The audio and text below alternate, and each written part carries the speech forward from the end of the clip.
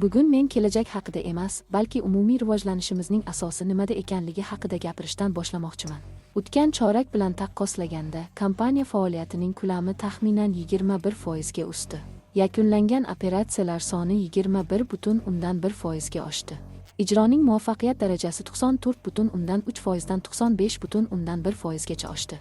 So'nggi 6 oy davomida biz infratuzilmamizni mustahkamladik, marshrutizatsiya aniqligini oshirdik, tizimning ulanish imkoniyatlarini kengaytirdik va asosiy jarayonlarni yanada barqaror qildik. Biz shunchaki faollikni oshirmadik, balki yanada katta ko'lamdagi operatsiyalarni yuqori aniqlik va nazorat bilan amalga oshirishga qodir bo'lgan operatsion bazani yaratdik. Bu poydevor allaqachon quyilgan. Mavjud tizim yanada takomillashishda davom etadi, biroq bizning navbatdagi asosiy e'tiborimiz stablecoin infratuzilmasini rivojlantirishga qaratiladi. Bu yondashuv hamma narsani boshidan boshlab alohida tizim yaratishni anglatmaydi. Buning o'rniga Illuminance Global o'zining mavjud infratuzilmasini monitoring, qayta ishlash va muvofiqlashtirish uchun mo'ljallangan maxsus stablecoin qatlami bilan kengaytiradi. Bu yangi yo'nalish mavjud ekotizim doirasida biz allaqachon yaratgan poydevordan foydalangan holda ishlaydi. Mijozlar uchun natija operatsiyalarni tezroq qayta ishlash, kechikishlarning kamayishi va stablecoin asosidagi yangi xizmatlardan yanada qulay foydalanish imkoniyatidir. Endi esa nima uchun stablecoinlar va ushbu yangi infratuzilma haqida gapirayotganimni aytib bera olaman. Bularning hech biri aniq maqsadsiz ishlab chiqilmayapti. Illuminance Global kompaniyasi Visa stablecoin platformasining beta test sinovida ishtirok etishga taklif qilindi. Bu shunchaki e'lon emas.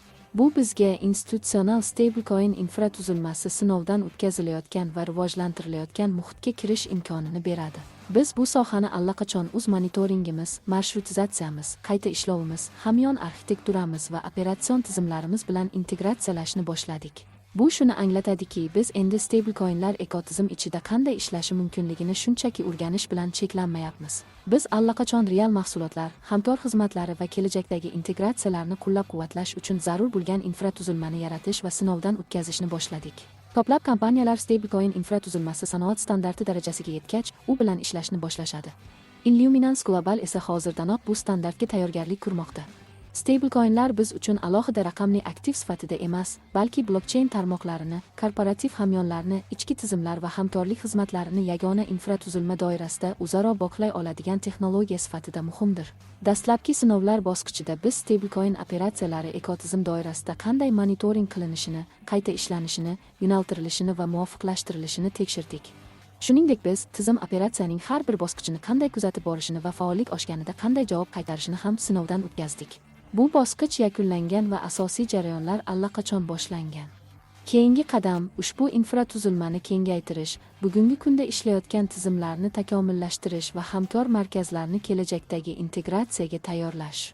Maxsus stablecoin nodi ushbu yo'nalishni qo'llab-quvvatlab, Illuminance Globalning keng qamrovli infratuzilmasi doirasida stablecoin monitoringini va qayta ishlanishini yanada aniqroq amalga oshirishni ta'minlaydi.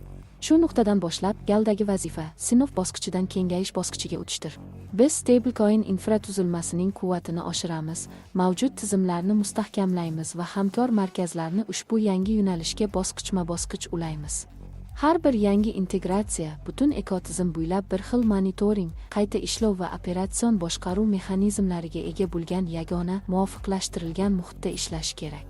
Maqsad shunchaki ko'proq xizmatlarni qushish emas. Maqsad har bir yangi xizmatning ulanishini osonlashtirish, boshqaruvini qulaylashtirish va ilk kundanoq ishini barqarorlashtirish. Ammo texnologiyaning o'zi yetarli emas. Ekotizim bilan har kuni ishlaydigan insonlar ko'pincha nimani yaxshilash kerakligini boshqalardan oldinroq ko'rishadi. Kompaniyamiz turli hududlardagi foydalanuvchilarning savollari, qiyinchiliklari va kutayotgan natijalarini tushunadi va ularning tajribasi kompaniyaning rivojlanish jarayonining ajralmas qismiga aylanishi kerak. Shu sababli Illuminance Global foydalanuvchilar va liderlar o'z g'oyalarini taqdim etishi, yangi funksiyalarni taklif qilishi, mahalliy ehtiyojlarni bayon qilishi va mavjud xizmatlarni takomillashtirish bo'yicha takliflar berishi mumkin bo'lgan marketplace-ni ishga tushirmoqda. Ushbu takliflar kompaniya tomonidan ko'rib chiqiladi va eng yaxshi g'oyalar amalga oshirish imkoniyatini ko'rib chiqish uchun mahsulot va texnik jamoalarimizga yuboriladi. Biz fikr-mulohazalar shaxsiy xabarlarda yo'qolib ketishini istamaymiz. Biz ularning yangi mahsulotlarga va platformani takomillashtirish uchun haqiqiy manbaga aylanishini istaymiz. Bu ish faqat onlayn platforma orqali amalga oshirilmaydi. Kompaniya hamkor markazlarga tashrif buyurish va liderlar hamda mahalliy jamoalar bilan yuzma-yuz uchrashuvlarni boshlashga tayyorgarlik ko'rmoqda.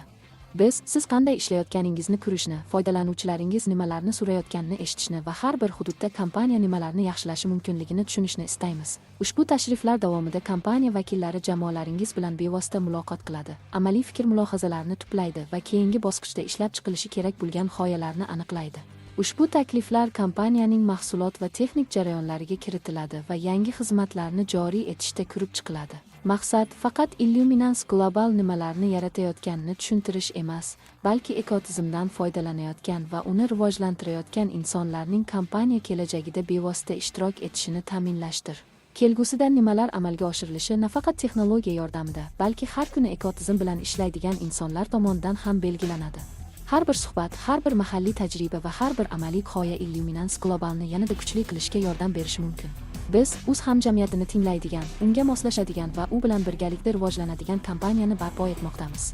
Poydevor allaqachon quyilgan, yangi yo'nalish belgilab olingan va endi biz keyingi bosqichni birgalikda barpo etishga tayyormiz.